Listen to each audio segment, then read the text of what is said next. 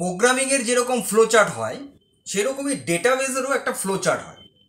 এবার সেই ডেটাবেজের flow chart যদি আমরা ভাবি তাহলে কীরকম সেই ফ্লোটা হবে এবং কোন কোন স্টেপগুলো হবে সেটাই আমি নিয়ে আজকে ভিডিওতে তোমাদেরকে বলছি। দেখো, প্রথমত হচ্ছে বোর্ডের দিকে তাকাও যে ডেটাবেস ডিজাইন প্রসেস 4টা প্রসেসে হয়ে থাকে, মানে 4টা স্টেপে হয়ে থাকে। কি কি? প্রথম হচ্ছে রিকোয়ারমেন্ট গ্যাদারিং। রিকোয়ারমেন্টস মানে তুমি ধরো একটা নতুন ডেটাবেস বানাচ্ছ। সাপোজ ধরো তুমি একটা ইউনিভার্সিটি বা একটা কলেজের একটা ডেটাবেস বানাচ্ছ, লাইব্রেরি ডেটাবেস। এবার সেই লাইব্রেরি ডেটাবেসে কি কি ডেটা থাকবে, অ্যাকচুয়ালি কি কি ডেটা ওখানে থাকবে এবং ওখানকার ইউজার কে কে হবে, তার ইউজারের মানে প্রিভিলেন্স কি কি হবে, এই এবং সেই ডেটাবেসের কি কি ফাংশন হবে, সেই পুরোটাকে একটা মানে প্ল্যানিং করা, সেটাকে একটা ড্রাফটিং করা। এটা গেল হচ্ছে প্রথমত রিকোয়ারমেন্ট গ্যাদারিং করা। ঠিক আছে, যা যা আমার রিকোয়ার্ডস আছে সেগুলোকে আমাকে একসাথে একটা জায়গায় করতে হবে। সেকেন্ড ওয়ান, কনসেপচুয়াল ডিজাইন মানে কি? এইবার ধরো তোমাদের রিকোয়ারমেন্ট গ্যাদার করা হয়ে গেছে, এইবার সেটাকে এবার কি করতে হবে, তোমাদের স্কিমাটা বানাতে হবে। স্কিমা মিনস কি? আমি বলেছিলাম এর আগের ভিডিওতেই যে এন্টিটিগুলোকে তোমাদের ডিফাইন করতে হবে।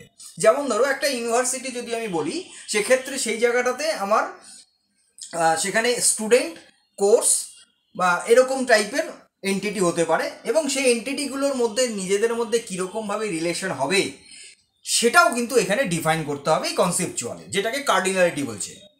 এগুলো নিয়ে অলরেডি আমি তোমাদের ভিডিওতে বলে দিয়েছি, সেই ভিডিওগুলো একবার দেখে নেবে। থার্ড ওয়ান হচ্ছে লজিক্যাল ডিজাইন। কোনটা? লজিক্যাল হচ্ছে সেটা যে এইবার আমার স্কেমাটা ডিফাইন করা হয়ে গেছে, স্কেমা কনস্ট্রাকশন মানে স্ট্রাকচার অলরেডি রেডি। এইবার সেখানে কে কে প্রাইমারি কি হবে এবং কোনটা ফরেন কি হবে এবং কোন টেবিলের সাথে কোন টেবিলের কানেকশন হবে, রাইট? এটা গেল হচ্ছে লজিক্যাল ডিজাইনের মধ্যে।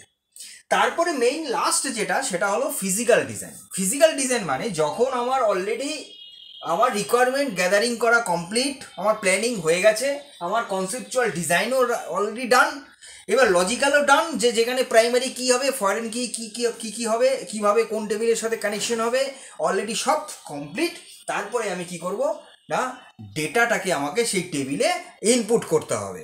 এবার ডেটাটা ইনপুট করতে হলে কোন ডেটা কোথায়, কোন টাইপের ডেটা মেনশন করা দরকার, সেটা কিন্তু আমাদের এই লেভেলটাতেই করতে হবে।